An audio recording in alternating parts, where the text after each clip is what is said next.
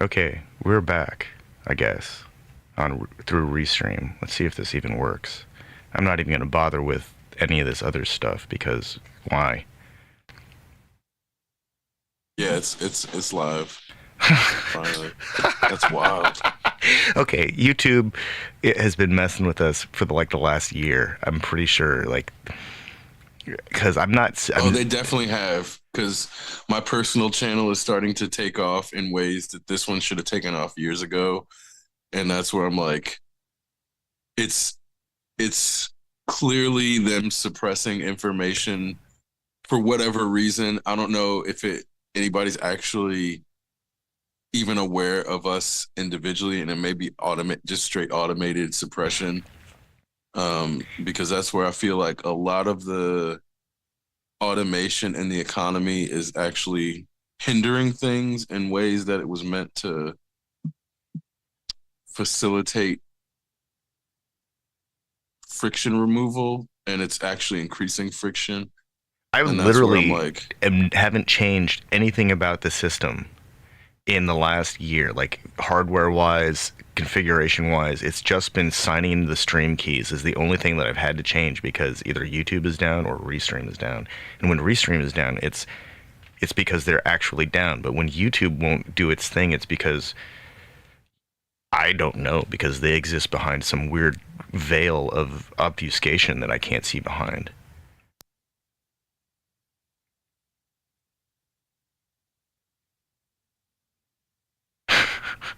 well, and that also makes me feel like we're doing the right thing when there's such resistance algorithmically, or I don't know if it's like I said, if it's an actual person putting up these shadow blocks or shadow bans or whatever it is, and just fucking with the system. But that type of thing is it's like in the CIA handbook when they're like trying to disrupt activism. It's literal things like that where they they have handbooks of infiltration and um like sub I'm not it's like they're trying to subvert uh movements without openly doing it. So it'll be things like going into activist gatherings and asking a bunch of questions. And then if there's like an initiative to do something, starting to question whether that's actually the right move and if that's like being too hasty and if, maybe we should like slow things down and take a step back. So they have like all these playbook, like things in their playbook they do where they go into meetings and like do exactly what's in the playbook. And I swear I've seen one happen at my parents do a monthly business breakfast in Indianapolis. And one time this lady, like there was discussion of like buying up properties to effectively get ahead of gentrification because it was like starting to happen where the IUPUI School of Medicine was buying up properties and they were like starting to expand. So there was like discussion on whether like why aren't people putting their money together and like buying properties to like avoid the properties being lost to gentrifiers. And this lady's like, don't you think that's kind of like uh thinking too big or we don't really have the resources to do that. And I'm like, who the fuck is this lady? And I'm like, my dad's looking at her like,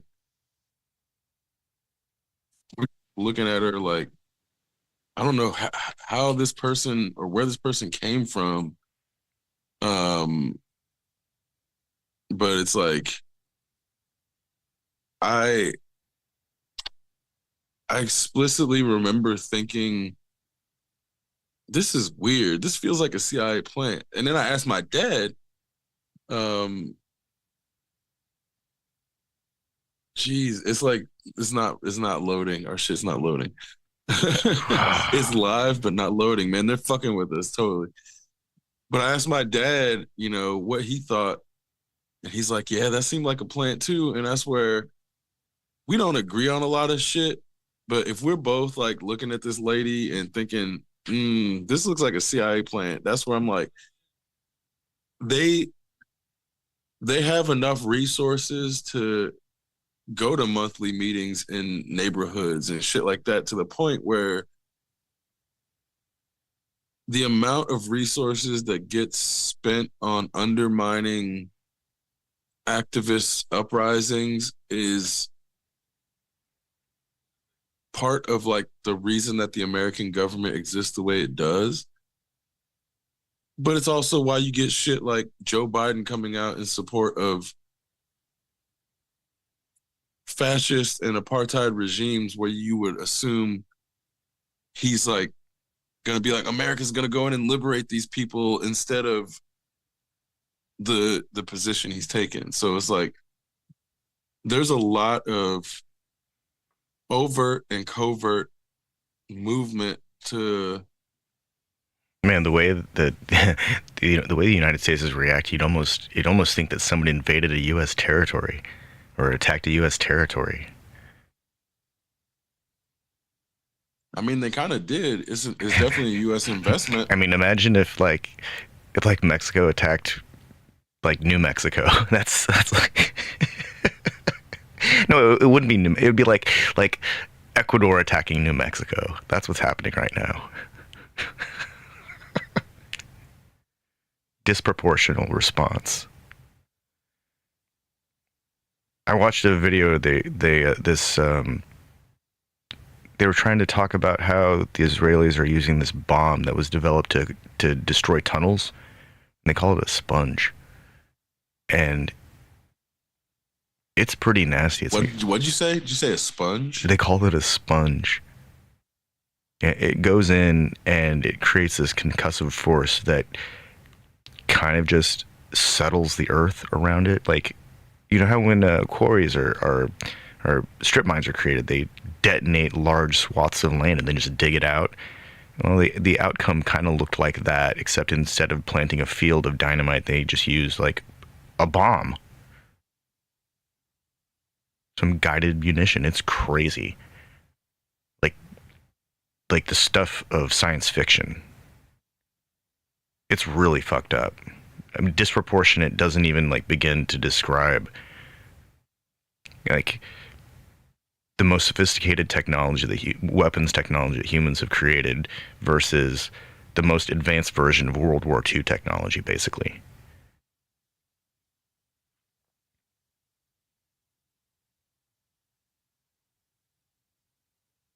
Yeah, that's man. We're like one step away from like RoboCops and Ed 209s going in and just murking things, or not even that. What are the chappy robots just going in and humans don't stand a chance. World War II technology does not stand a chance against the current iteration, the current generation of military technology. It's not even like a big kid bullying a little kid. It's like way worse. It's like humans with magnifying glasses versus ants.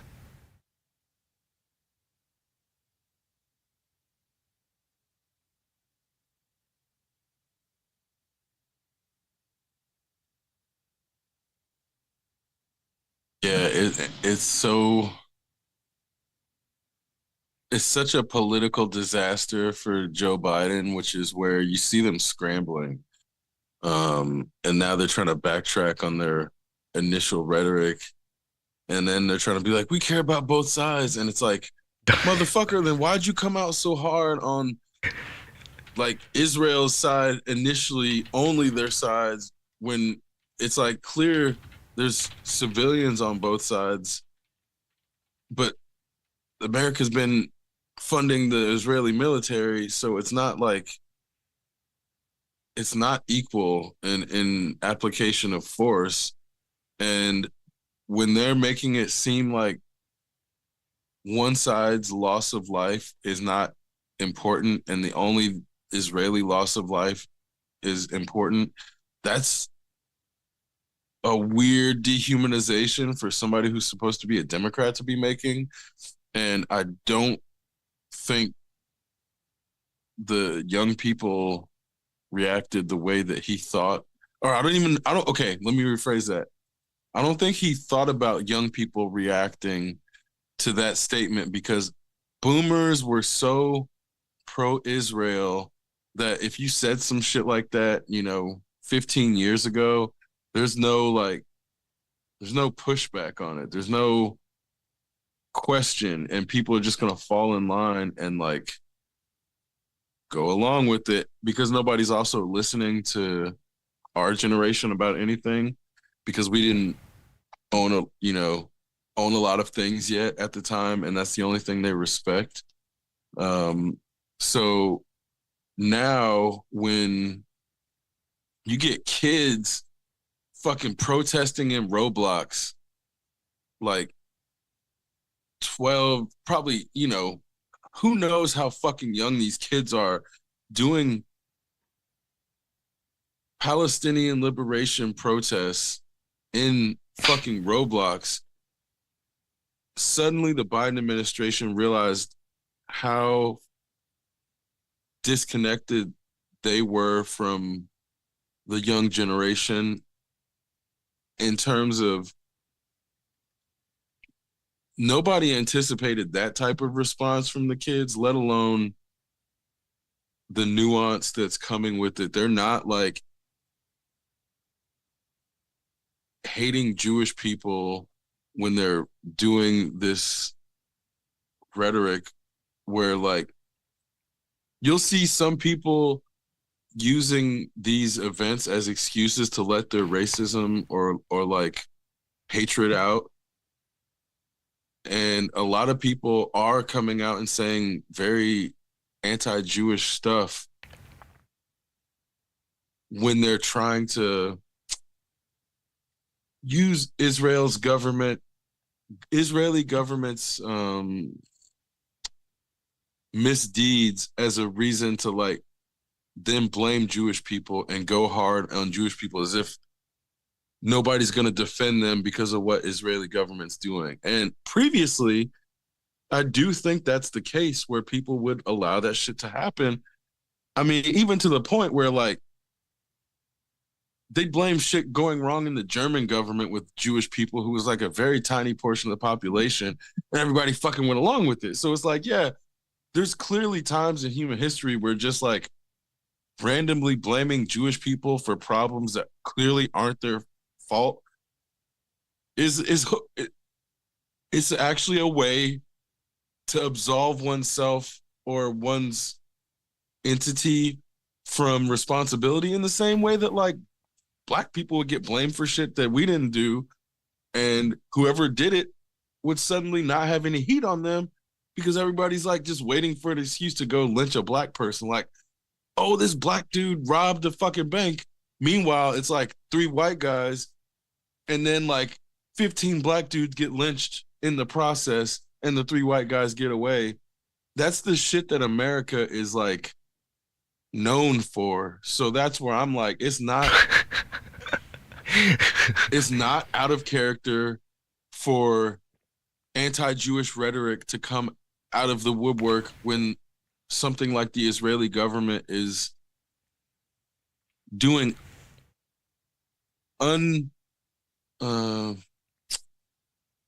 unequivocally wrong things with the rhetoric that they are unequivocally right.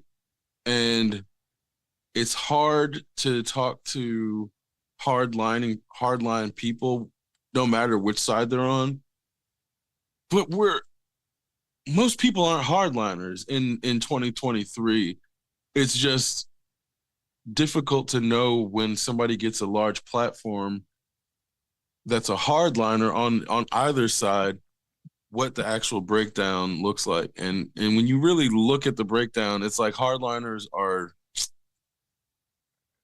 they're unfortunately in major positions of authority. Like Joe Biden was a hardliner, but I feel like the kids' response is actually like forcing him away from being a hardliner. Thank goodness, because it definitely wasn't about to be us as fucking millennials or um, Gen boomers ain't gonna stop being hardliners, so that wasn't gonna be the demographic.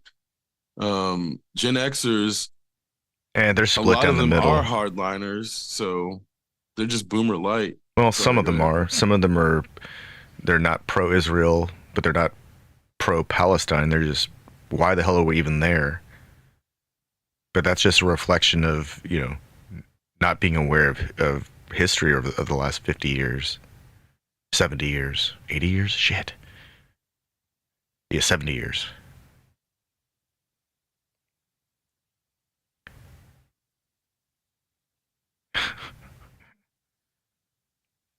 This thing's been going on since before we were born. We really say that there's ever been like a period of peace on Earth in the last 70 years? Like, Not globally, no. No. has humanity ever been in a state where there is like no war action going on? How far do we have to go back? Like 200,000 years, 300,000 years? No, I bet early humans were still killing the shit out of each other back then too. They had rocks, sticks.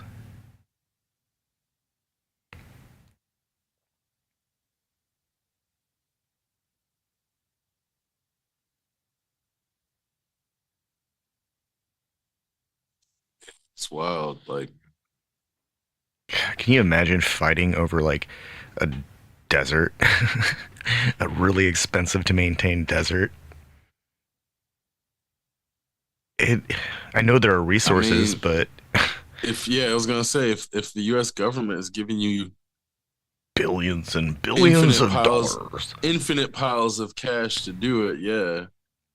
Like those people would do anything just to get that fucking uh defense contractor money. Hell Oh yeah. my man, we could have colonized the moon by now. We could have colonized Mars by now if NASA had that Israel budget.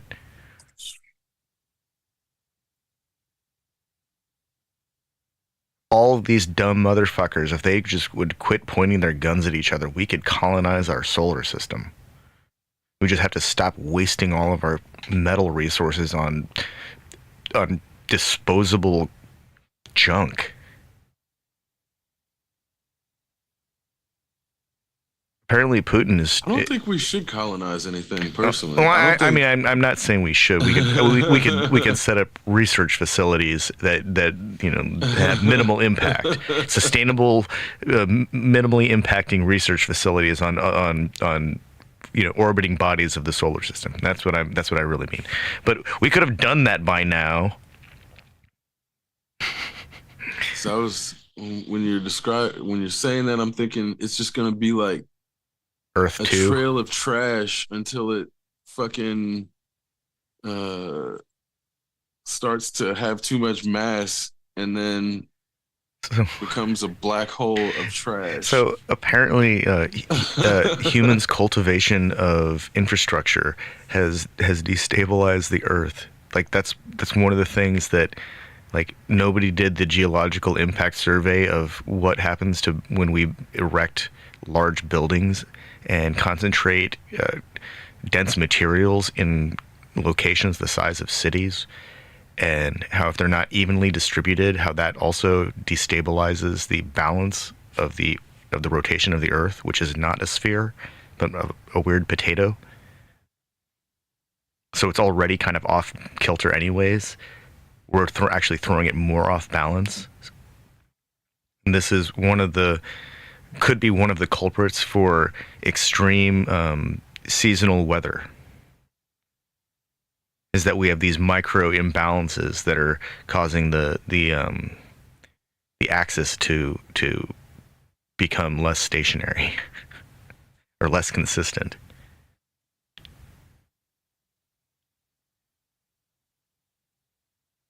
So we like to think of ourselves as the Federation, but we're really the Malon that like just fuck everything up with trash and just like radioactive and toxic and like turning our own people into zombies for no fucking reason except for the fact that we can't stop like trashing everything. And that's where I'm like, We're not even as cool as the Ferengi.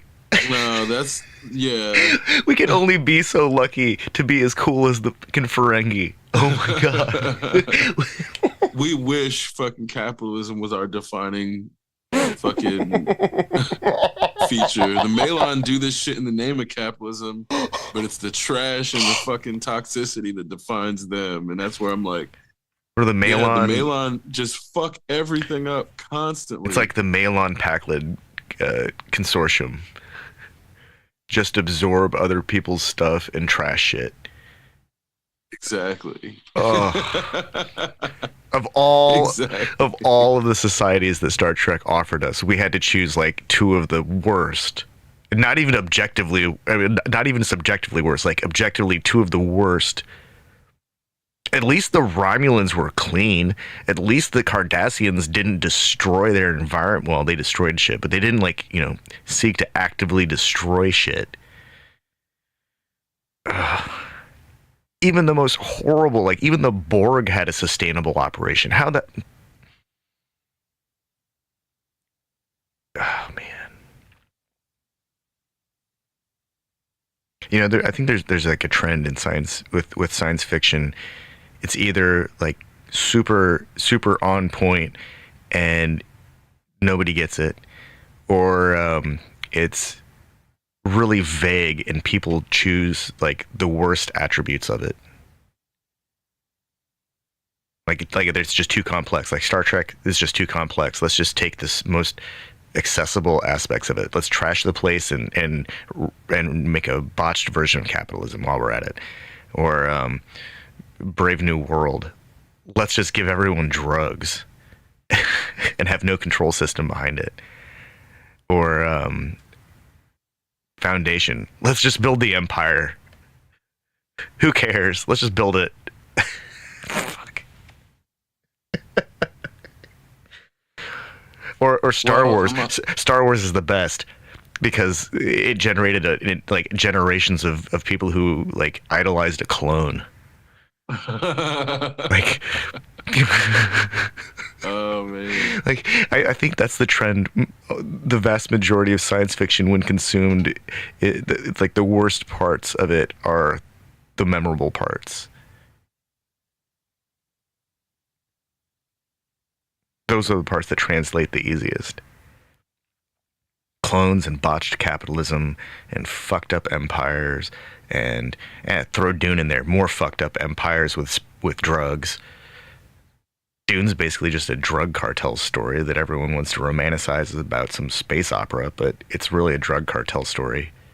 We could change the names to some. Well, everybody, well, all five people who watched it the first time got it wrong and thought it was like, and I mean, aside from the people that actually read the books, which is three people, it's like there's like a million people who claim they read the books, but actually like 3 to 5 people who actually fucking read them. There's so much lying in American culture, which is why Paul Atreides was looked at as a hero for a while. And I think there's the fact that they misunderstood Paul's what Paul represented in the entire chronological event line. If you look at it, it's like very obvious. But the only way you can look at it and see him as a hero if you're is if you're looking at it from like a child's perspective and just completely missing everything besides Paul's uh like his charisma is there as a counterpoint to show that the things done in the name of or under the influence of charisma can be horrible and atrocious. The charisma is not meant to be a wholly good quality. So there's a lot of things about the Imagine, full. imagine having a cultural guiding prophecy about a grifter who comes in and uses charisma to initiate a galaxy crippling transition of power within a drug cartel. That's so messed up.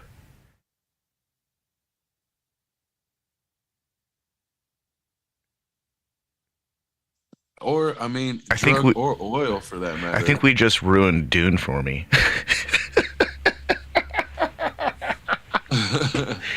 So I remember when Dune Part One was released, and I actually really liked the music in it.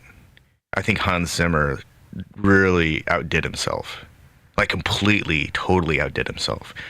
And I remember reading reviews about it where people were going on about how, like the throat singing and the ethnic instrumentation and but it was like this is drawing from diverse influences. Like people were hearing Mongolian throat singing and some other stuff, but the throat singing's like I was watching this production video of the Dune scoring, and it's a bunch of studio musicians from Europe doing their best to create like a as exotic sounding music as they possibly can. And I didn't hear any Mongolian throat singing. I didn't hear any. I heard, you know, like layered sample based constructions of instruments that sounded exotic and kind of foreign. Maybe they were using some kind of physical modeling to create timbre that's unnatural. Like, well, not wouldn't be unnatural if we could actually make them, but instruments composed out of materials that are normally not associated with those kinds of instruments. That's the kind of thing that physical modeling really seems to be good at. But melodically and harmonically, it wasn't even microtonal. It was still like 12-tone Western music, heavily embellished, like with vibrato and pitch modulation at points, but it never really seemed to cross the threshold of breaking free of Western music. It was really exotic sounding Western music. Yeah, and I don't even know if it sounded exotic so much as um I mean, attempting tonally. to sound exotic. Well, that's what Like, I and mean. that's where Like the tonal profile was like, oh, that's different. I don't even know what kind of right. instrument that is, but harmonically and melodically and even rhythmically, it was just symphonic music. I mean, I enjoyed it. I think it's his best work actually, but I don't think it actually crossed that threshold for me where I felt like I was listening to music from a millennia old culture that has mastered space travel. Felt like I was listening to if Lord of the Okay. Rings took place in the Let desert music. That's what I felt let like I me was let listening me to. let me let me ask you this. Have you seen the 1984 Dune? Yeah, Now, that music was terrible. thinking, well, let me present something to you. Is there any melody from the Denis Villeneuve Dune that you can remember? No, but I can recall the woman's shrieky voice before the desert scene where they're with the drums. from the trailer. That's the only thing I can think of. So that's it, right? That's it, and that's not a And distinctly culturally identifying sound. That's a woman belting it out. right, yeah, that's not it's not a song. Yeah, And this is where I'm like, I can the actually remember dude the David Lynch exactly. It's theme. unforgettable. Yeah, And even though it doesn't work with every scene that it's used in, that song on its own is epic and iconic. yeah. And even like I don't know if you remember the like end credit song. It's like completely wrong for the tone of the Yeah, but movie. there's a group called M83 that made an entire score for the movie Oblivion that sounds just like the last score piece from '84 Dune. But that's what it's like They an made unforgettable yeah. song. So that's where I'm like, That song there's created an an element entire of genre of cinematic sci-fi yeah, and music. even I want to say what's it called? There's like just a lot of like regular music that was on the radio that tried to emulate that type of sound. And it wasn't, or not the whole sound, but it would take parts of it and try to make songs out of it. And that's where Well, I think what you're describing is the kind of music that seeks to be so big that even a planet can't contain it. It's space music. It's like sci-fi music. It's its own thing. It's hard to do. well, it is, but Hans Zimmer can do that Yeah. because he did it in what was it? Like Pirates of the Caribbean, maybe? I forget which there's been a few soundtracks that he's done. Maybe he did Born. I don't know if he was on Born. Man, Hans Zimmer's electronic music is so fucking tasty. It's really good. It's really good. And that's where Hans Zimmer can make some memorable melodies. So it's definitely within him, but he I feel like he did it on purpose in this film, and I don't know if that was a good thing or a bad thing because there's an element of if you can make an iconic song that goes with your movie, it'll be in people's minds and be in the culture forever. And that's where like the Beverly Hills Cop theme music, shit like that, where I'm just thinking the can you Terminator remember? theme. Yeah, To me, that's or like Scarface. sure. But like, can you think of the Lethal Weapon theme off the top of your head? No. You know what I mean? So there's shit that falls through the cracks because they don't have iconic music to match the level of iconic, like the iconic level of the franchise, and that's a difficult thing to accomplish. And so I think people get scared and don't try and go in this direction like Hans Zimmer did, where they like try to make it like symphonic background music that's not trying to draw your attention, except in that one scene where they're getting off um the ship Oh, the onto yeah. Arrakis, and it's like it's fucking terrible, and it's in the exact wrong way, which is why when he's going atonal there and doing the like semitonal fucking uh dissonance, it's on purpose. But I also feel like I said, when people start doing that, it's because they're afraid to try to make an iconic melody and fail. I feel like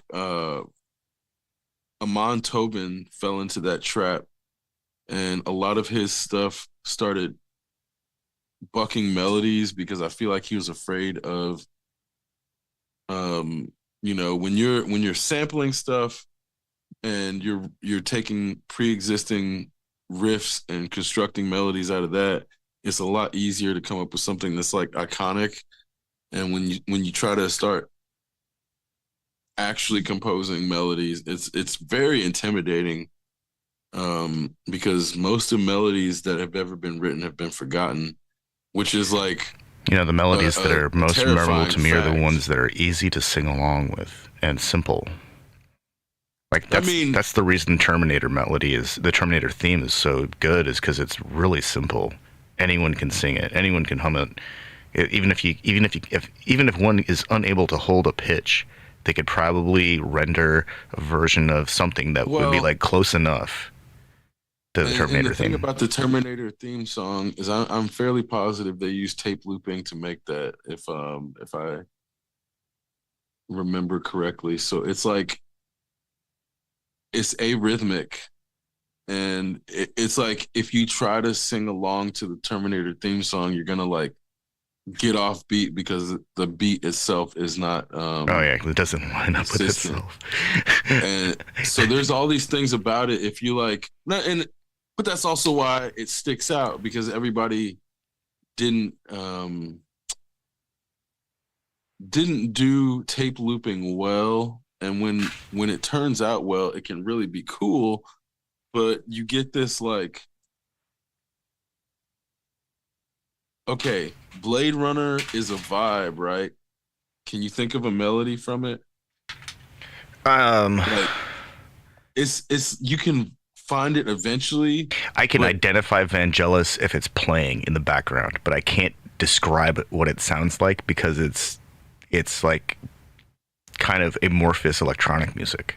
exactly. And And that's where that's actually the dilemma that I have with almost all electronic music, is that almost all techno, when it reaches a certain level of quality, sounds very similar to itself. All house music within a given genre of a certain quality sounds similar to itself. Drum and bass and jungle and all that stuff suffers the same thing. Festival music all sounds the same to me at a point, because once you get to a certain level of quality, it's like we're talking about the differences in the rate of a filter sweep, and as it's modulated by some other instrument, and there can only be so many types of sounds that function at those SPLs. So it's the same problem that rock and roll had. Eventually, the instrumentation became very strict and limited because only certain instruments could compete at those volumes. And then that version of rock and roll died because it turns out nobody wants to get punished by guitars and basses and drums all night. As awesome as it is for the guitar player, it's not as awesome for the person who's not playing. It's like, so I think what you just described is exactly why the most memorable electronic songs come down to a memorable line or something that is like a riff or um I mean, that's why like ass and titties is memorable. It's like the simplest it's super thing. simple, but there's something to hold on to where like what was it, like CNC Music Factory, Oh yeah, uh they good have like vibrations. maybe two or three songs where you're like you feel like you know the song, but then you hear the verse and you're like, what the fuck is this shit? But their hooks were so catchy where you're like, okay, they made not just them, but during that period in music, it was like if you have a good hook, the rest of the song can be absolute ass because nobody's gonna remember it anyway. Yep. And that's where there's this period of like hook focused songs where Puff Daddy is very um guilty of being one of the perpetrators of bringing that into rap music. But it wasn't just rap that had that issue. So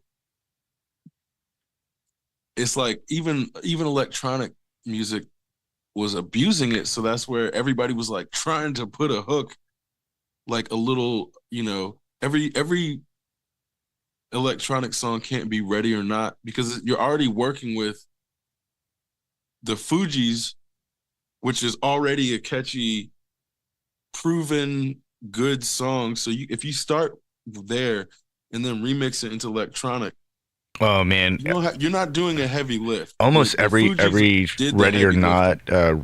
remix that I've ever heard was actually some of the most basic, simplified version of whatever Yep. genre that they injected those words into, because they couldn't do anything to upend the consistency of what they were actually attempting to build music around. And that's the dilemma, is that if one starts with something that's too good, you run the risk of ruining it, and the outcome becomes impossible to deliver on.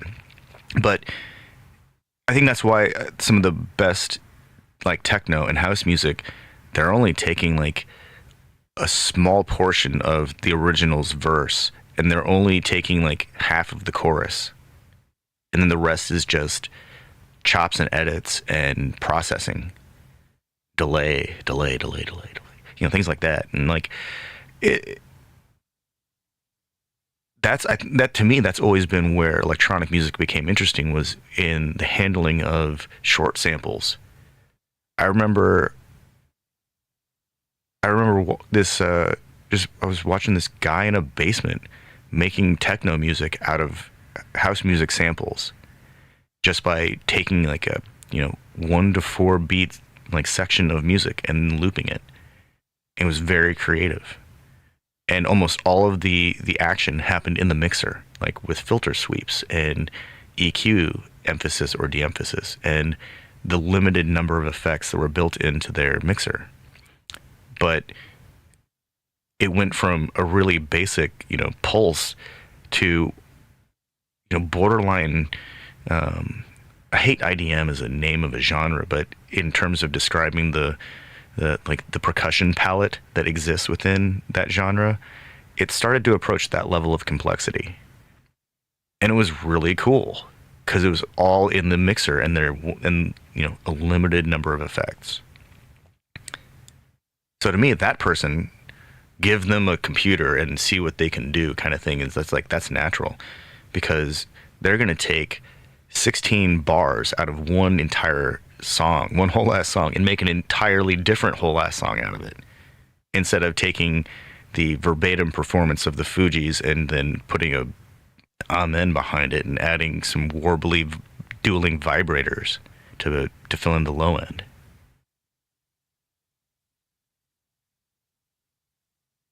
Even some of like the wub step variations on the theme, some of those fall flat too, because what can you really do behind those that level of lyricism without screwing it up?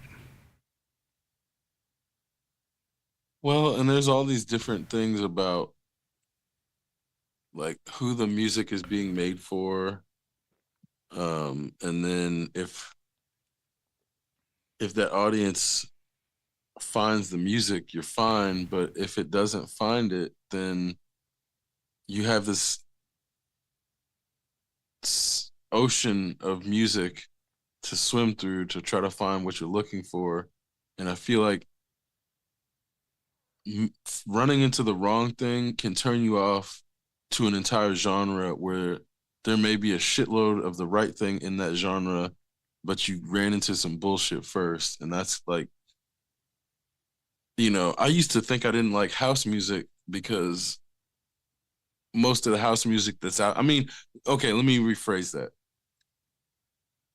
Most music is ass. Yeah. Just period. And it doesn't matter what genre it is. Just facts. Like most music is ass from, 1,000, 2,000 years ago to now. There's not a good percentage of the songs that are made are bad. And it's only like, 10%.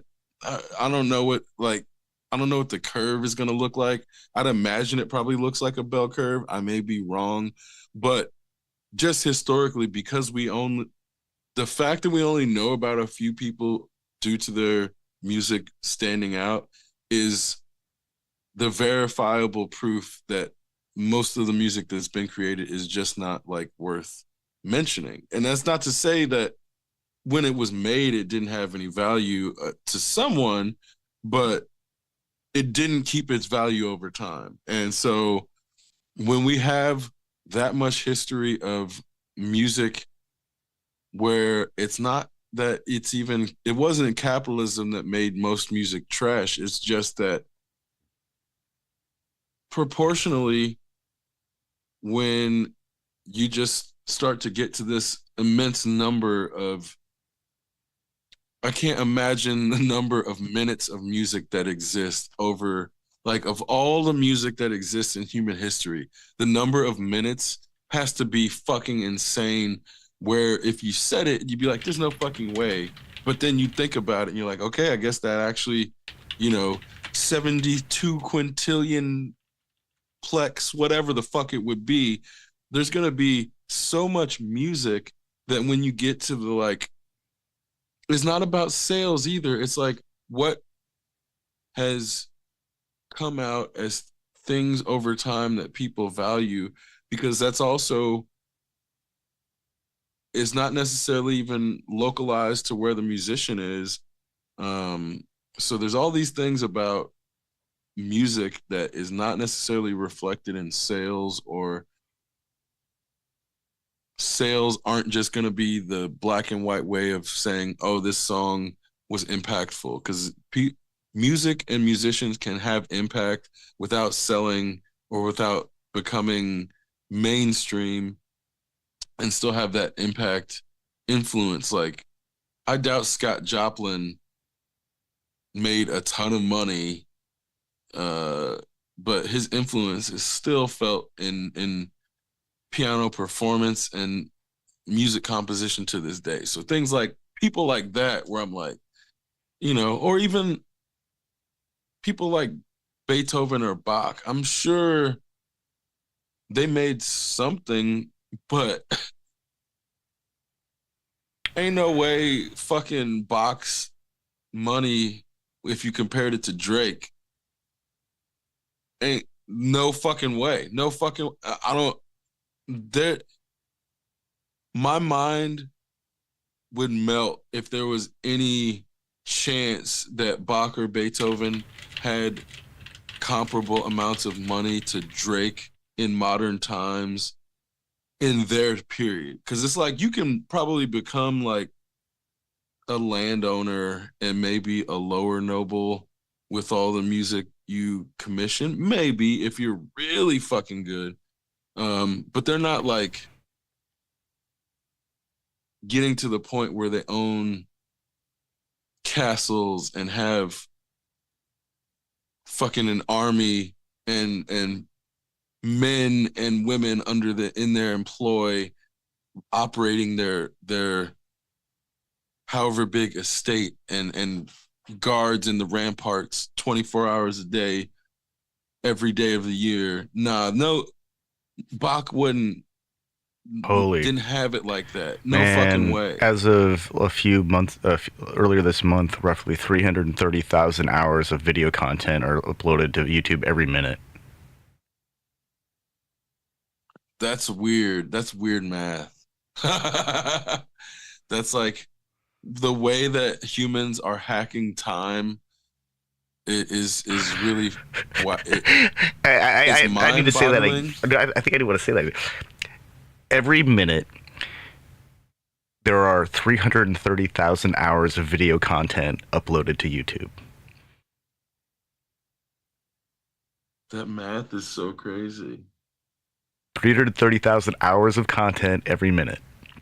That's unwatchable. That's like, that doesn't even make sense. Well, but at the same time, I uploaded like two videos that were one was 12 minutes long and the other one was 25 minutes long, and it took like, I want to say, maybe 5 minutes to upload them because they're 4K. So the average video length is 4.4 minutes because of shorts. The shorts have really skewed the averages.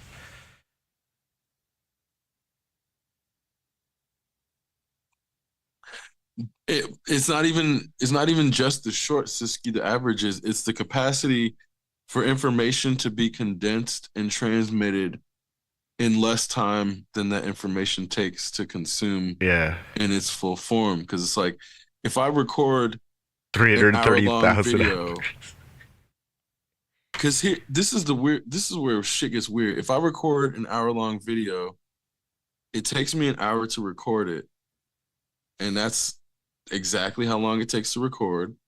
maybe an hour and 2 seconds if it takes an extra second to start, the extra second stuff. Maybe. Not much longer than that. But then when you upload it,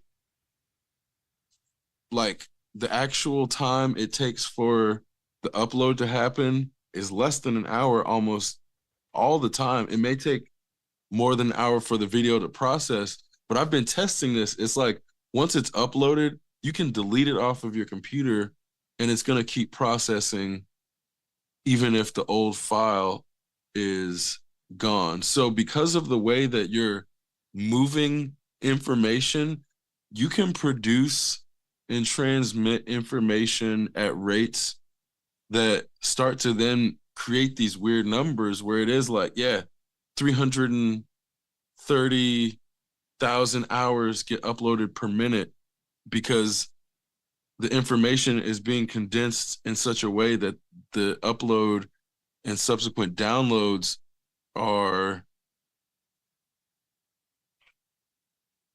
information. It's like we can never get information ahead of when it's produced just until we actually figure out time travel, if that's like ever going to happen. And that's where it's, to me, it seems like sending a message is going to be easier than sending any sort of physical object through time. But the issue becomes the closer we can get to transmitting information in real time, then we are starting to remove entropy from the information transmission process, and it's never going to hit zero, but if we can get it as close to zero as possible, that ends up removing the generational loss of transmission that we all learn about when we play the game telephone. And that doesn't seem like that big of a deal, but if we start removing the capacity for information to be skewed, then people can't really scam, they can't really lie, they can't really grift. There's going to be a bunch of things that information degradation is necessary for people to do. And like I said, the less lag there is between information being produced and it being accessible, the less capacity there is for it to break down or be intentionally malformed. And that's like the biggest one. If it's not the biggest problem we have today, it's one of the top 5 problems we have, especially when we're starting to get into deep fakes and shit like that. But obviously there's this element of then you'd have to trust the channels through which that information is coming. So I think that's also, there's so many elements of information purity being necessary to operate with like an informed capacity. And I think we're getting to a point where people are understanding that our information has not been forthright, and we're getting closer to not just legislative, because the legislation on its own doesn't do it, but it's more so having enough informed people in places of authority to make it so that we're aware of the proper threats to the information at the right times, but also giving those people the capacity to do something about it and not just warn us and then have us be like, okay, we have all these things that we've been warned about, but there's not anybody doing anything about it. And that's like, you know, I think it's happening slowly. But I see moves, not by necessarily the American government, but by other governments, Like I think it was the Italian government maybe that banned AI. Uh, like I think they banned AI scraping without explicit permission. There's a lot of countries that. Well, let me rephrase that. There are enough countries that are in prominent place doing proactive measures to ensure that all fronts are at least examined. Like Estonia's government is doing a lot. They may fail sometimes, but it's not because they're fuck ups. It's because they're taking a lot of risks. So there's plenty of examples of that. So you just reminded me, like, I have really fast internet. Like, whenever I can stream anything I want generally, which makes me wonder, like, what's the deal? If YouTube can receive 330 million hours of audio every minute, like, the infrastructure we have is fairly robust. Finally, I believe, like, nowhere near as like sophisticated as Japan's was maybe 10 years ago, even, but still, we're finally getting really fast data, and how do we use it? Pornography. I I don't know. It just seems like, I'm sorry. No, you good. It just seems like there are so many barriers that are being imposed by the internet, even with increases in speed and processing power. Like, everything is still bloated. There are more thresholds to cross than ever before. Like, where I trace a route, you'd think that even with increased speed, that throughput would be reduced, but it's not.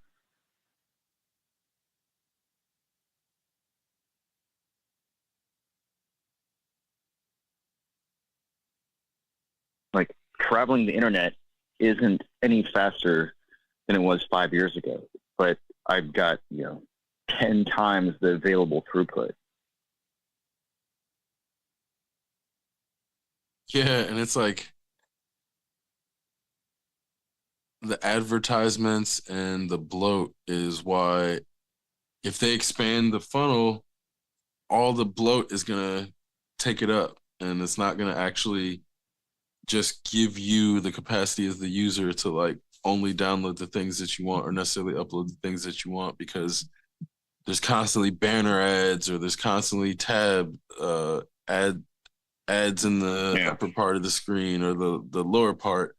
And even if you use ad blockers, the scripts are taking up processing power running the scripts to block the ads. So it's not just, your throughput's still being used even if you don't see the ads. So it's like that's one of the aspects of not just attention. Well, I know there's Sorry, go ahead.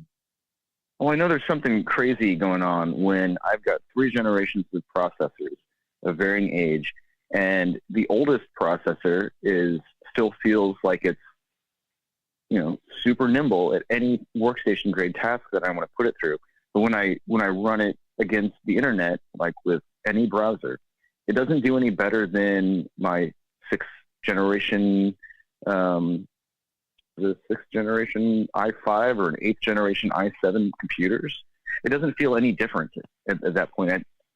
And it just like, hey, processing power is not really a big deal apparently anymore. Because even a barnstormer doesn't feel any faster than, a decade younger processor.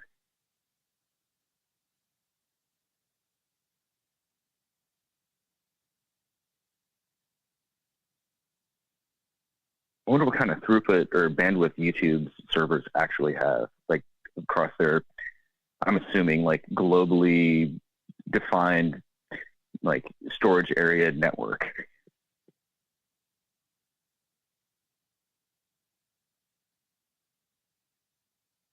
Yeah, it makes me wonder.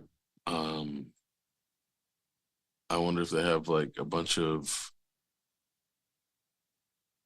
operating or like cloud hosting facilities in each state that are like Oh, I'm sure they underground do. and you wouldn't see them, and it's like, you know, Well, I probably remember. very few people operating there, or you know, as few people as possible operating the facility.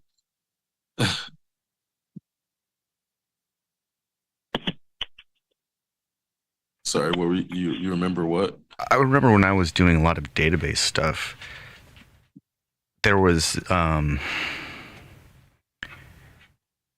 was just so much emphasis on making sure that the data transferred the way that it should. And at the time, it was, like a reasonably fast internet connection, nowhere near as fast as what we have available today. And it was just, it wasn't all that great. We had the internal network was reasonably quick and reliable. We had a gigabit Ethernet locally, but once it hits the internet, it's just caught up with everything else. And I remember one time we got to access one of the client's storage area networks, and it transmitted data. It populated data across the storage area network so quickly. It was like, it made me feel like the really advanced server system that we had just put together to handle all of our in-house data needs for software engineering. What initially was like, yeah, this is like a spaceship. I got to experience what a ship with like a warp drive was like in that moment. And so I can only imagine that like Google, that has to have their just YouTube alone. I can only imagine there's at least one per state. Maybe there's only like one gigantic one per region, but they've got to have a network, a vast network where all of those things can communicate with each other and populate data across each other for redundancy.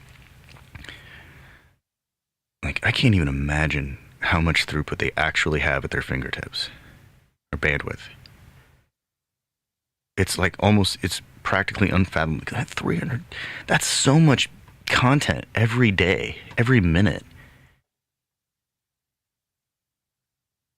330,000 hours per minute. I didn't even do the minute conversion. But then 19,800,000 minutes per minute. let's say we're generous and we give it 40% of its good. Let's say we're generous. That's like, So let's just call it 20 million minutes C per minute. minus. A C minus is good enough. So 20 million minutes per minute bandwidth or throughput is being consumed. And if that's 40%, then they've got like 50 megabit internet or gigabit internet. What the hell? I mean, it's not even about because the image doesn't have to be 4K. They don't have to put up something that's like a huge file. So it's like, this is where shit starts to get weird, because everything doesn't have to be huge. Yeah. And so that means they don't have to have huge internet, especially if they're uploading live and it's like they just broadcast using their phone or some shit and have it record live, and then the processing is done immediately, so there's not even really an upload time that's happening. So it's like shit like that can happen in a way that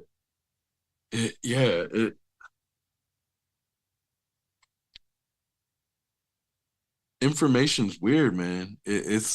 We're definitely bending it in some weird ways, that especially digitization and the capacity to reproduce it without degradation has really, like, it's like information warp drive. Then I feel like we're in that post warp age and don't know how to use the engine yet. But once we really figure it out, it's going to be more than just memes and porn. But that's kind of, obviously they're using it at the scientific level for things, but society is where, I mean, like, if we weren't using social media to argue with each other constantly, or to like just Dude. constantly distract other people with stupid fucking hypothetical Oh my. questions. What would you do if you had $1 billion, Man, but you had to sit on an island for a month with we're no internet? we're the It's fucking version of stupid. Star Trek where Zefram Cochrane used his warp drive to make more alcohol instead of pilot or power a starship. He used it as a barbecue. It makes really good ribs. That's where he stopped. That's the version of Star Trek that we've got. It's a great street lamp, guys. It uses almost zero electricity.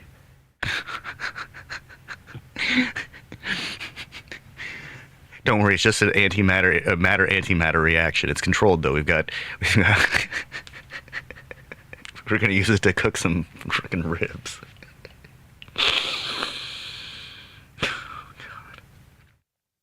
I'm not complaining about memes and porn. Memes are like some of the best entertainment that's happened from the internet in a long time. Because it requires a level of sophistication and pop culture awareness that are not, like, they're not given. And that's fun. That requires, like, a little bit of intellect and a little bit of reasoning and a little bit of desire to keep up with current events. And some of them are historically funny too, because they tap into current events, and those things may have aged well, and that's cool. But man, how does the culture of the internet that is just steeped in memes and porn get to a place where they can use that kind of interconnectivity and communication network for something more profound than memes and porn?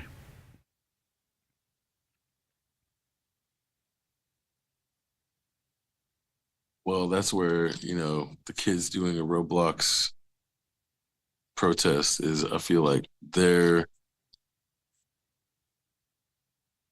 that type of counterpoint to what we've been seeing. And I think that's where it is scaring the administration, and because they don't know what to do with that. Like, they're so used to this polarized shit where if you go on and say some polarizing hardline stance, usually you're going to get people that hate it just because, and people that generally come out and support you blindly, not some breakdown where they're not getting on either side and figuring out ways to still express what they are trying to say.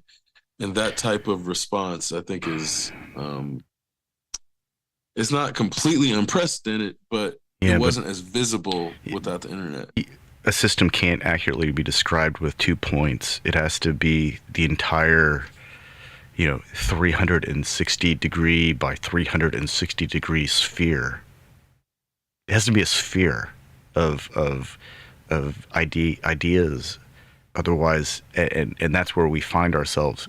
And nobody ever really truly exists at the extremes, because nobody takes those ideas seriously because they're too extreme. They would force a balance into what a balance system could be into like a teardrop shaped thing.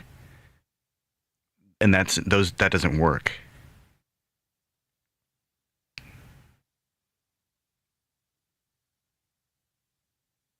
I think what you've described, at least to me, is a generation of intellectually capable and analytically driven people who don't want to exist on a line when they see an entire sphere of perspective to observe from. Yeah, and I think in past generations that was not allowed Yeah, discouraged, Um, actively discouraged. yeah, it's like speak when spoken to, and they're definitely not going to allow the kids to go protest some shit that the parents don't agree with.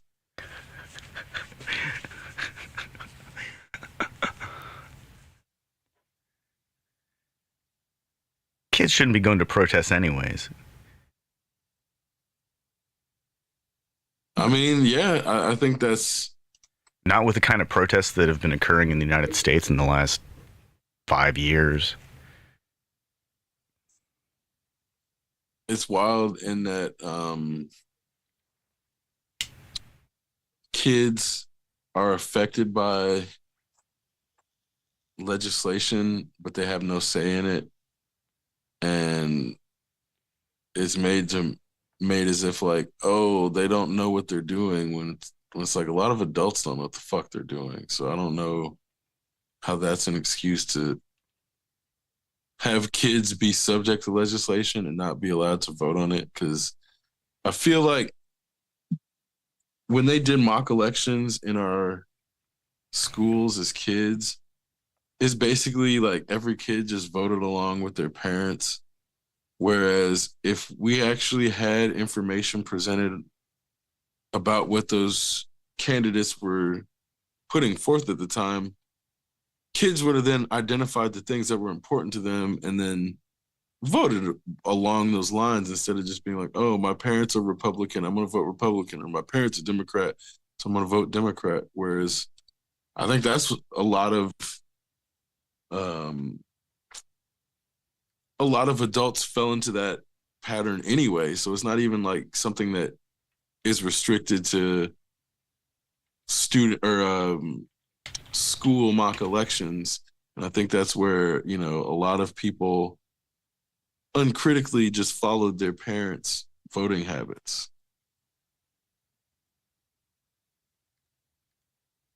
Not to say that they would have come out on the other side anyway.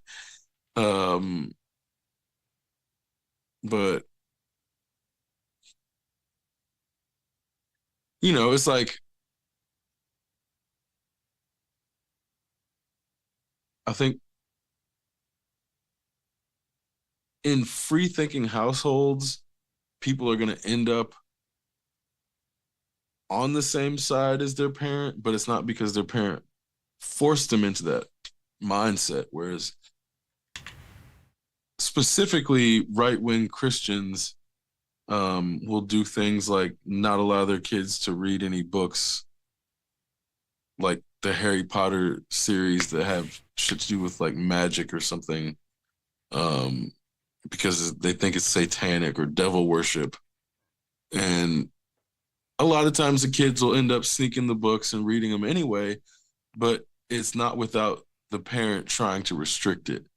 And it's that type of information restriction that I'm speaking of, in which there's an active information suppression that may be overcome, but it's still active. Whereas uh, not having internet is sort of like a passive information restriction. Like, because people, all they had was encyclopedias instead of being able to go, even though the internet has a lot of bullshit to sift through to get to good information, it still makes information way more accessible than it was before. And that's kind of like a Man, I really like those old passive option. encyclopedias, like Encyclopedia Britannica or whatever. I liked those things a No, lot. they were very useful If for you their had time, one, but if you had by access the to it, very nature of how print works, information's outdated very quickly, if not as soon as it goes to print, because things don't make it to print as soon as they're written, especially when there's editing involved. yeah. So there's like a lot of aspects of encyclopedias that this is where I mean Man, there's the some information wholesale offensive entropy. ass shit in some old encyclopedias, though. Like crazy, just how did they think this kind of stuff? And that's, of course, me looking into the past with modern lenses. But I've seen some real, just like like I remember opening up a really old encyclopedia, and I found a section that was talking about Caucasoids and Negroids and Mongoloid as racial theory. I closed it right away. I was like, I can't even look at this. Like, like it's like, what the hell's going on? So yeah, obviously, an old ass encyclopedia has a high probability of containing something that's just wrong and has been corrected. But I think on some level, it's important that those things are accessible, like outside of a library, even, because knowing that at one point in time that these were the ideas that people held, that actually can explain quite a bit. Like maybe there's some families out there who are teaching kids out of like 1920s encyclopedias, and so they're inadvertently exposed to just corrupt racial theory. They don't even realize it, or maybe they do realize it, and that's why it's even worse.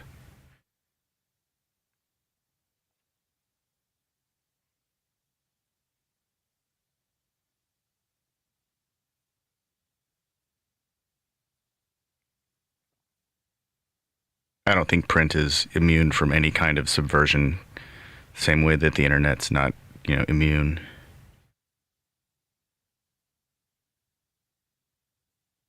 I mean, print is the original distribution of propaganda, so, or, yeah.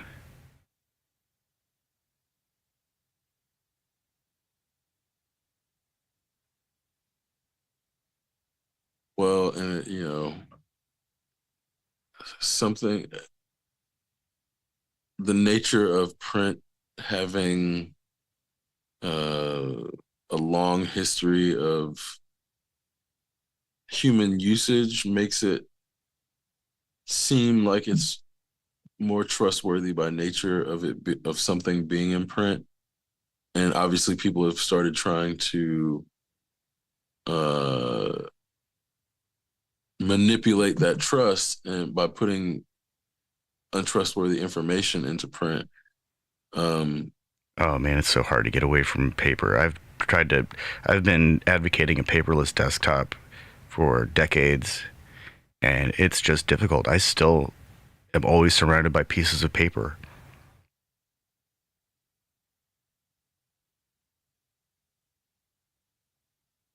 Digitizing everything is not fun. Cataloging everything and keeping it organized, it's just as complex as like doing it digitally as it is physically. It just takes up less physical space.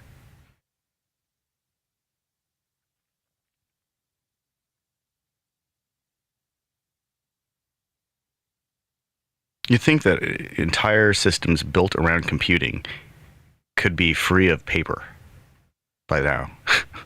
Like, it seems like if redundancy was actually a concern, then it's easy to build two solid state disks into one hard drive enclosure and then run them off of like a dual interface so that they are separate but equal, and control it all through software to make sure that there is redundancy. And if they're physically separate, just contained in the same enclosure, then it would be fault tolerant. Well, as fault tolerant as any pair of hard drives could be, or solid state drives could be. But like maybe that just creates more processing overhead requirements. I'm still just, there, how do we create these things that are supposed to make our lives, to simplify life and increase productivity, and then in the end they just complicate life and reduce productivity into this series of actions that cause physical problems, like the person who sits all day, or the person who gets some kind of RSI because they only move one arm within a 4-inch area all day, and now they can't lift their arm above their shoulder.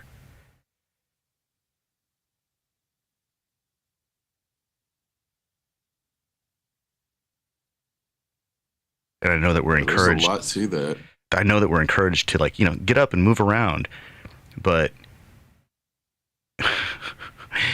when How you're much are people? How much time are people actually given at the proper time to allow them that movement? And it's when they get the time to move, a lot of time they're so exhausted from sitting that they just want to sit more, and yeah. it becomes this vicious cycle of like, Well, when you oh, I don't need have to to be up. rest from sitting because sitting is rough. Well, when that happens, I think the tendency is for people to engage slouch mode, where it's just like, a person will Oh, for slump sure. into the Yeah. chair and it's like, ugh, which is worse. That's like even worse for spinal Oh, posture definitely. than sitting properly.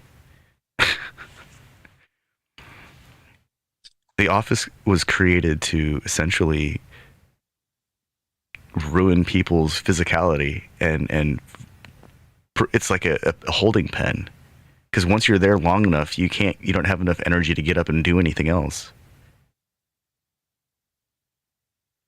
That's a vicious cycle.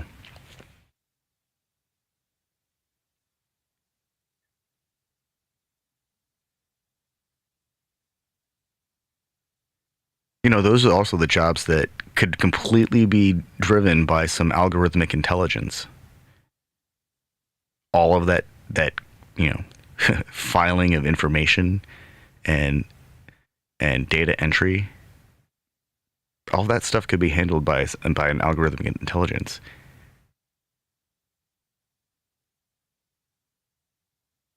There's always going to be a need for somebody to, like, install a module in a vehicle, but how much longer do we need to create an entire industry to keep people occupied filing paperwork for other people? Yeah, I feel like that's quickly ending. Like, the internet allows us to enter our own damn information at the moment that we want to enter the information. Why hand it off to two other people in three different departments? Because like, one of those people is in two departments because nobody wears one hat anymore.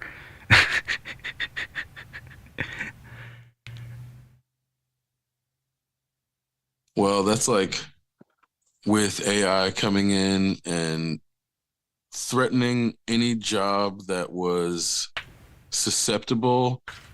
I feel like that is gonna get rid of a lot of administrative waste.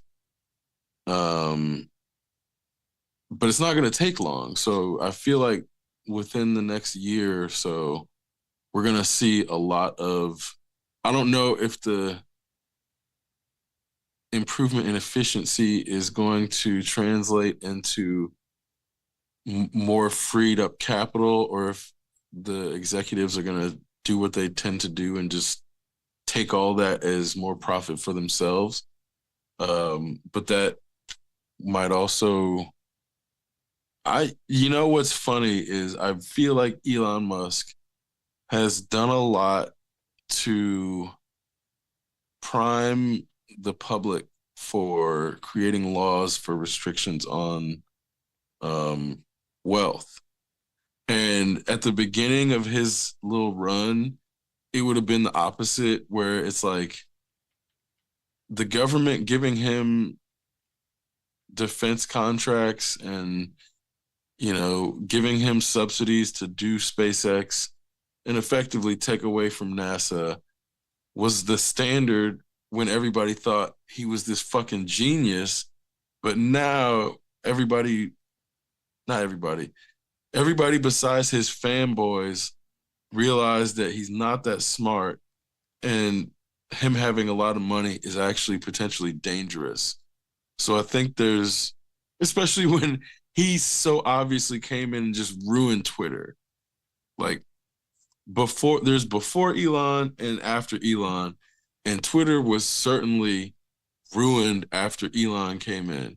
And it's not the only thing that's happened with where you have the Hyperloop bullshit promise that was never remotely going to work. And he's kind of done a good job making people forget about that. But the Tesla bot failure, Cybertruck failure, all this shit, he's racking up too many failures in a row for people to keep believing that he's smart. And I think this is where there's a difference between him and Steve Jobs, or uh what's the name? Bill Gates. Cause like Bill Gates would get a loss, but then he would like take a little time off and come back and get some win somehow. And then he may have another loss, but he would come back and get another win. And it's like people never got to a point where they thought Bill Gates was a fucking idiot. I don't know how smart he is, but nobody thinks Bill Gates is an idiot to this day. Right now, a lot of people think Elon's a fucking idiot. Just not just because of the business failures, but because he can't stop fucking tweeting. And the more he tweets, the dumber he makes himself look. So in this era of Elon's influence, I think we do have a scenario where it won't be limits on how much money a person can make. It would be something like proportions of an executive to the workers in their company or something like that, where it starts to limit how disproportionately wealthy an executive could be. But we just don't currently have anything really even remotely like that, except in the form of taxation, which they get around in a lot of ways. So,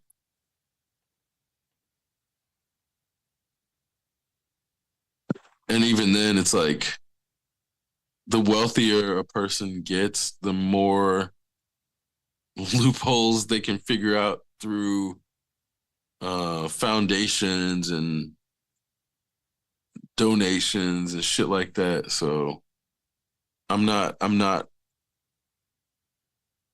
putting a lot of faith in taxation as a form of wealth disparity prevention.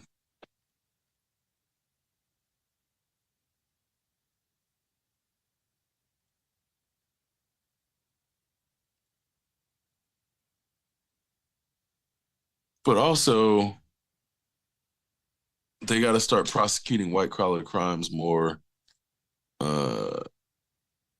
and giving them more serious time in prison, and not like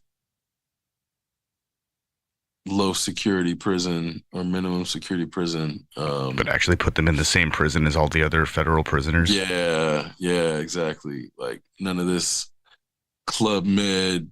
Oh, you didn't do anything violent, so we're not going to put you with violent offenders. Nah, fuck all that. We gotta let these motherfuckers know that hurting people.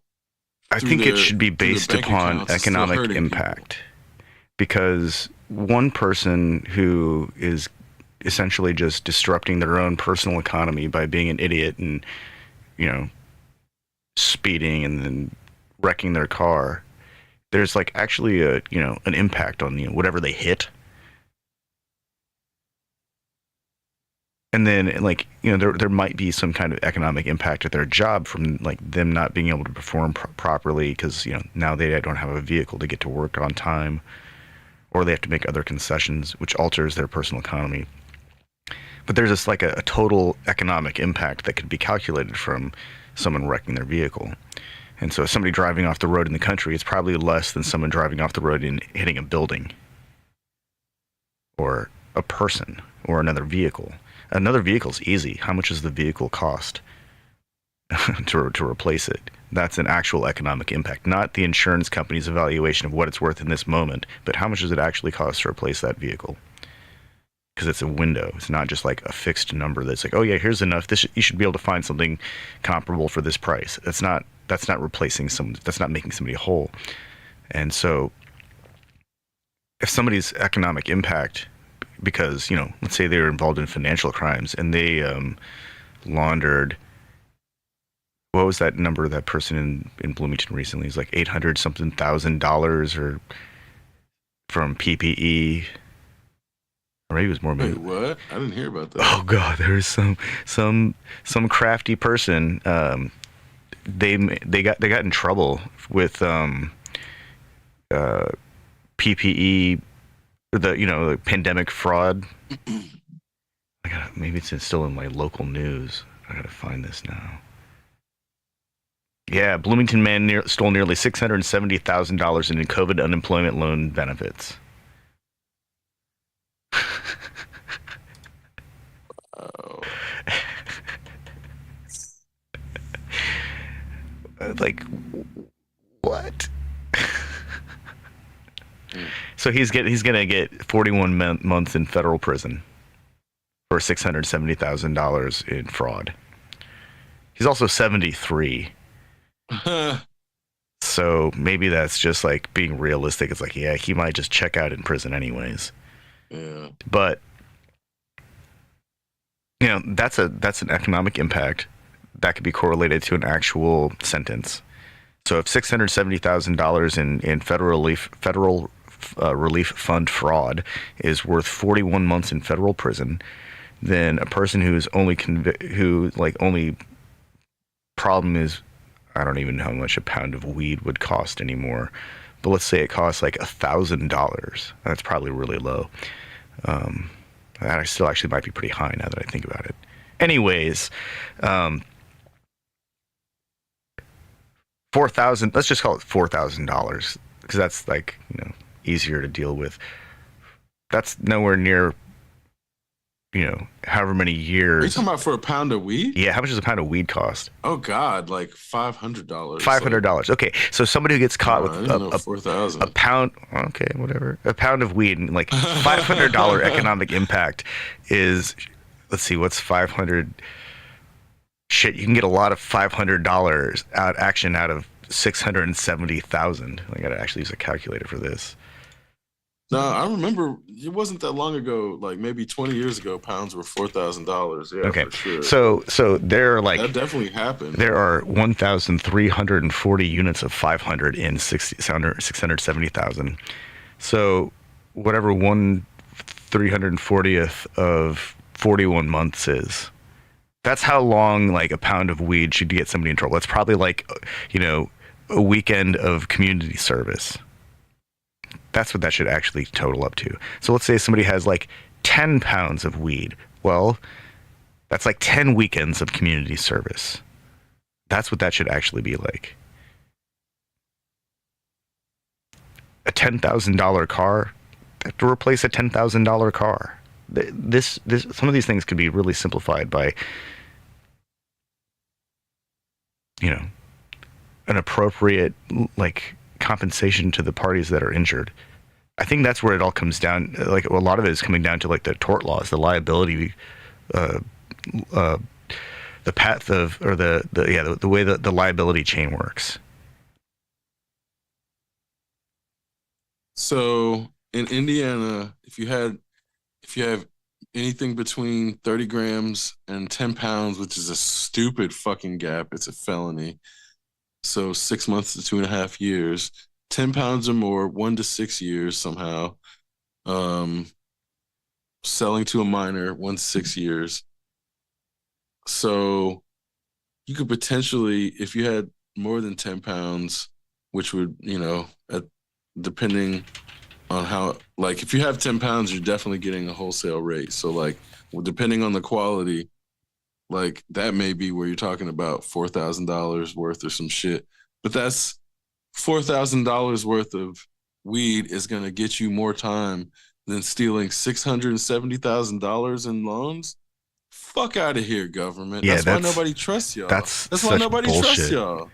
This guy stole 670 grand. Man. I don't fucking trust these fuckers to legislate properly when they do shit like that. Not let alone when you start looking at the bullshit they pull on actual violent crimes. Like violent criminals sometimes get less time than the sentences we're talking about for fucking weed, for a fucking plant.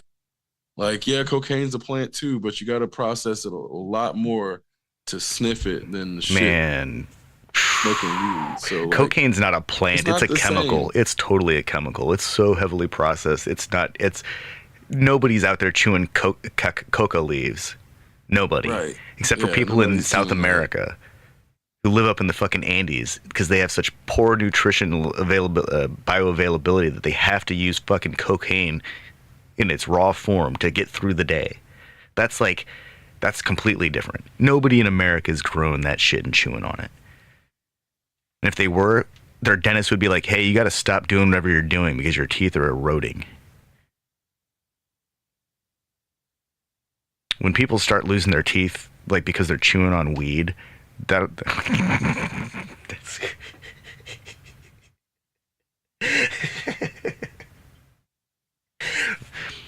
I'm sorry. Just the idea of like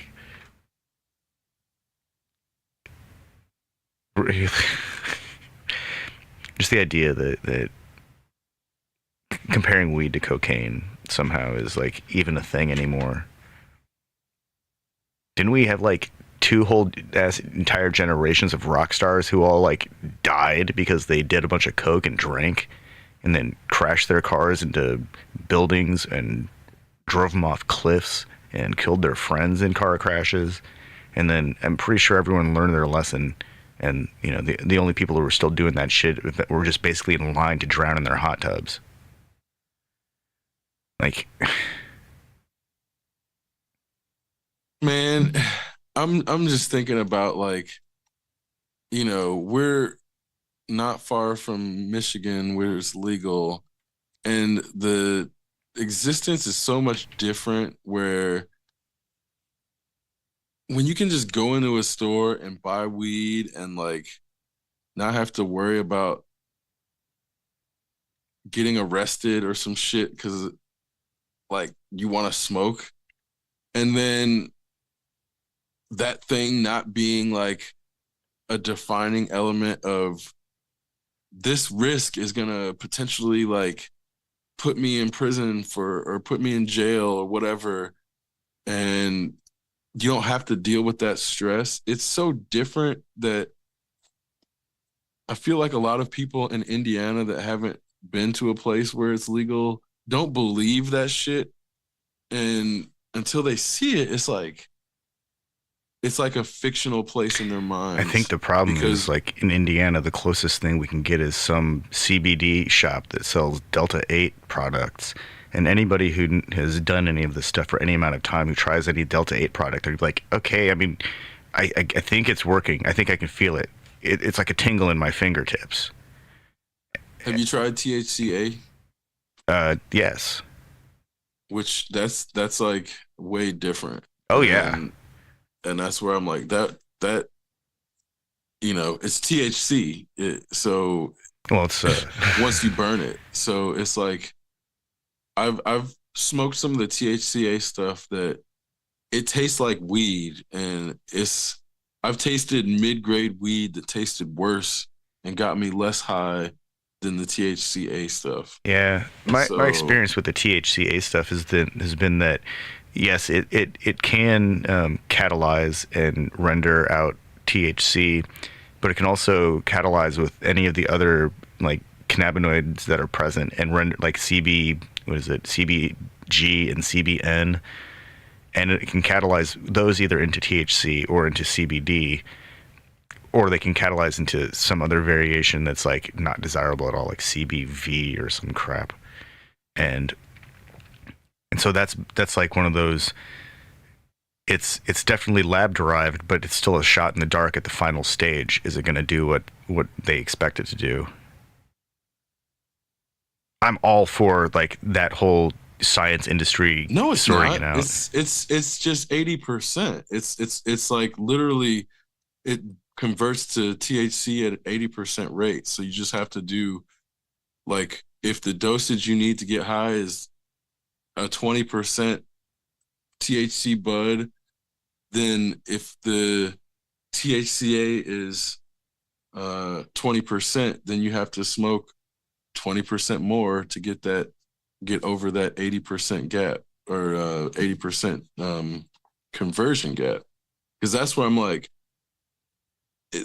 it it's not the same as Delta 8 at all concerning like whether you know you're high or not. And it's just a matter of you have to proportionally, like if it takes you 2 bowls to get high, then you have to smoke like 3 bowls. Or if it takes you 3 bowls to get high, you got to smoke maybe 5, just Yeah. depending on, you know, how the strength of the THCA bud. And that comes down to how who's spraying and how liberal they are with their sprayer.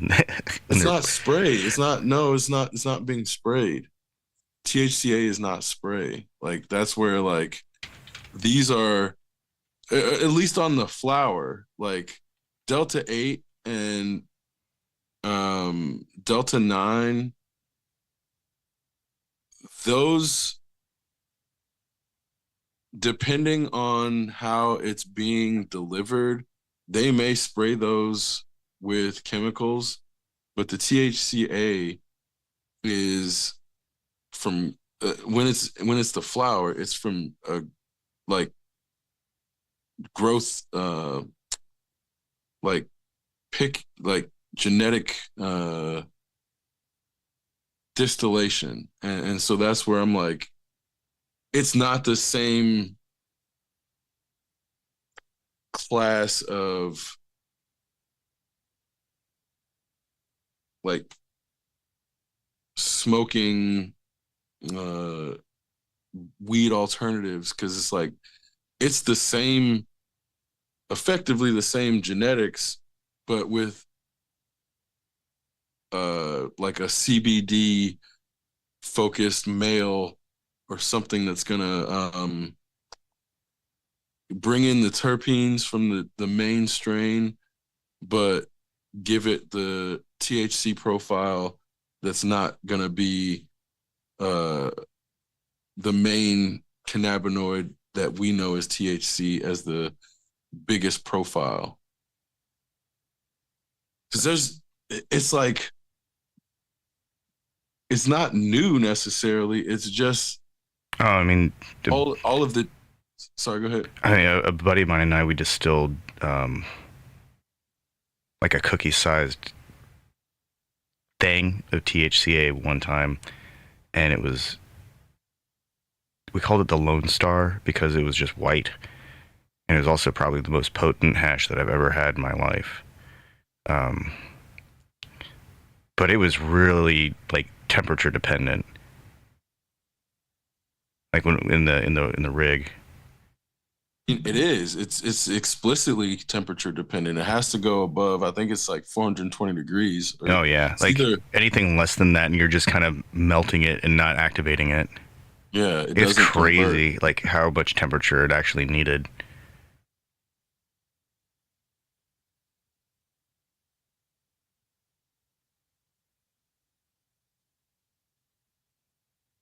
Huh. Oh, it's at let's see.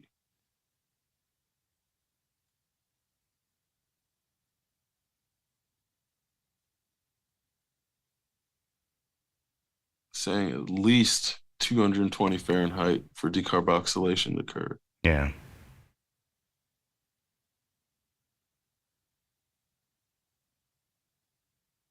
So, yeah, at least 225 to 220 to 250. Well, it's crazy because like the entire process of extracting it occurs at a temperature like where you start cooking off your terpenes and then you kill all flavor in it.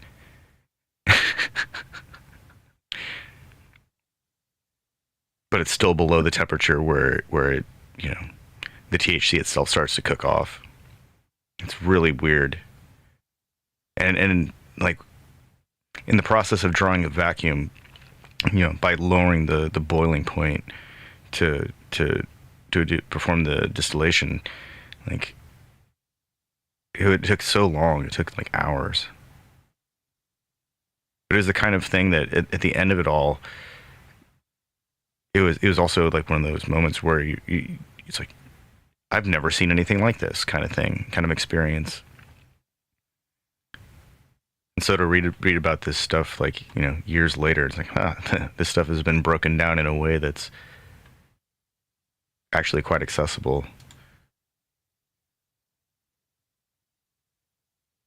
Huh. Diamonds. Yeah, man, that's where.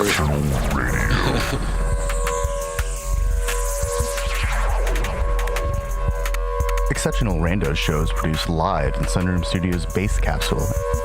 Remember to catch our Exceptional Randos live stream on YouTube every Sunday between 2 and 4 p.m. Eastern Standard Time. And if you have a story, idea, or question that you would like to share, we want to hear from you. Thanks for listening. Well, that was random. Exceptional Radio.